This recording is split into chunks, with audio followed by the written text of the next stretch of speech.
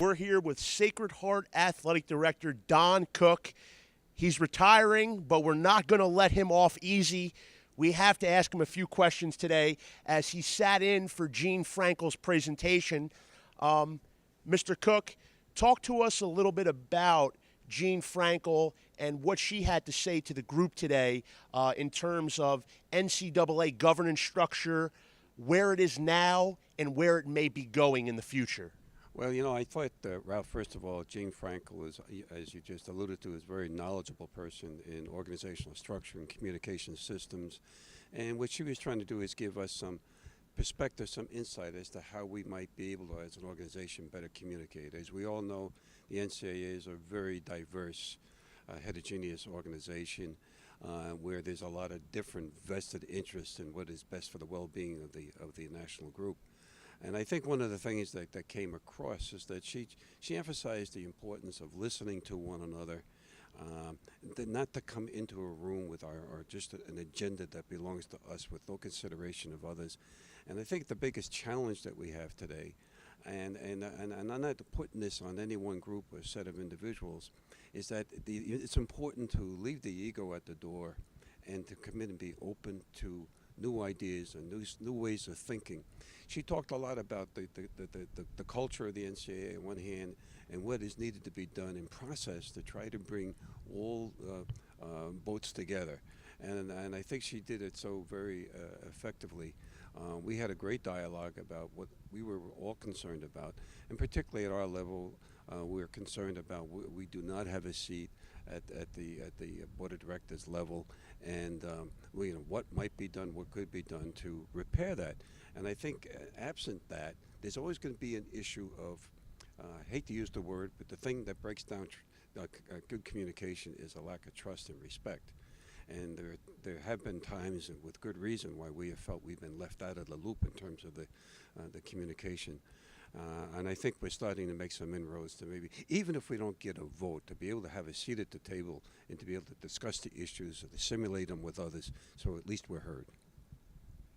Now, when you say seat at the table, just for the folks listening on front row, in layman's terms, there's a board of directors for the NCAA, and I believe every FBS conference is guaranteed one seat at that table. Of course, there are 31 seats in all, and then the remainder of the seats are rotated amongst the FCS and one AAA athletic directors, conferences rather. Right, and that's exactly the case. So in that rotation process, we get rotated out, and so we'll have to wait for our next turn.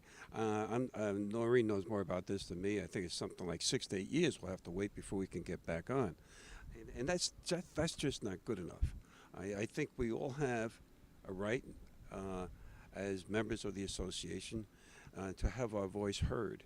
And absent that, I don't think the information is thorough enough, complete enough to make the kinds of decisions at that level that are best for the association. And I'm sure that some of your Northeast Conference colleagues shared that view and obviously voiced it to Gene Frankel today. Oh, well, very definitely, the essence of the validity of good communication is respect and to feel good about the communication that you're being heard, you're being responded to, and it's a positive outcome. And I think the problem that we've run into at the highest level, there's been somewhat of a breakdown of those lines, and so there is a trust factor that's not part of the equation of good communication. Early on, just back a few months ago, when I thought the reform movement was a good thing, and I think many of us support it. But we were getting legislative issues to address right in the middle of a fiscal year when they cost money, and I think they were just driving too hard, too fast, and we had to slow it down. That's why we had the pushback with the way things went down there back last November. Yeah. And now, just moving on to a little personal side here, a personal note.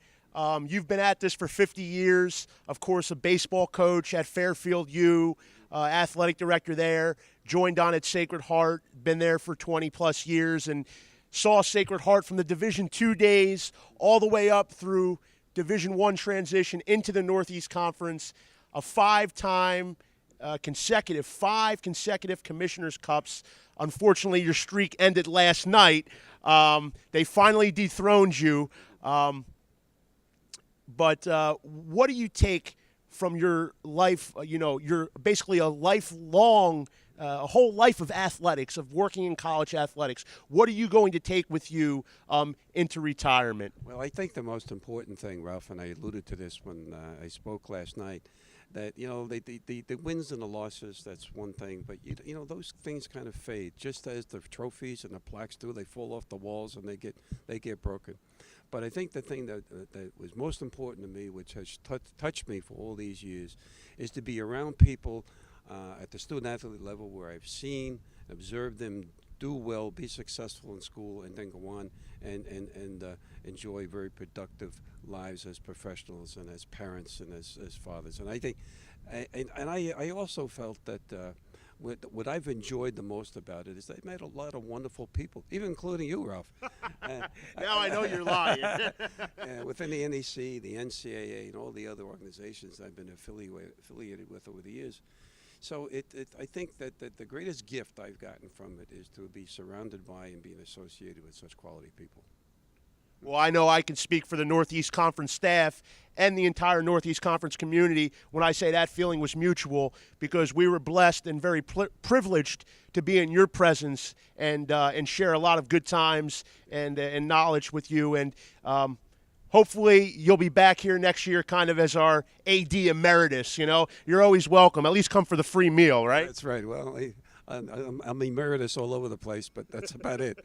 But I'm looking forward to a different journey.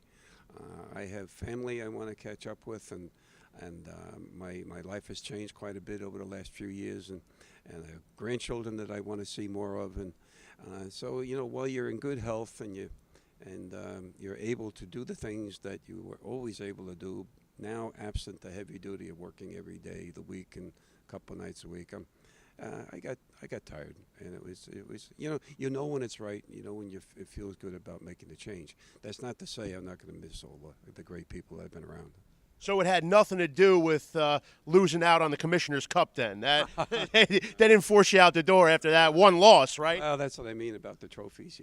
It was wonderful. I think it's certainly symbolic of the quality of the people I've been surrounded by over all these years. And frankly, when I cut through the whole thing, the Buildings Communities Award was important. And then when we have a nice streak going on with that right now, we've won the first three that were granted by Noreen and the Northeast Conference. So we're very, very proud of that. I think that's the other component of the full experience that I think student athletes owe themselves, and they owe the people that have been good to them to get out in the community and give something of themselves. And I always felt, and then many times they come back to me and say, gee, Mr. Cook, what we learned and what we found out when we had our opportunity to reach out to people less advantaged than we are was probably the greatest form of education we could have gotten.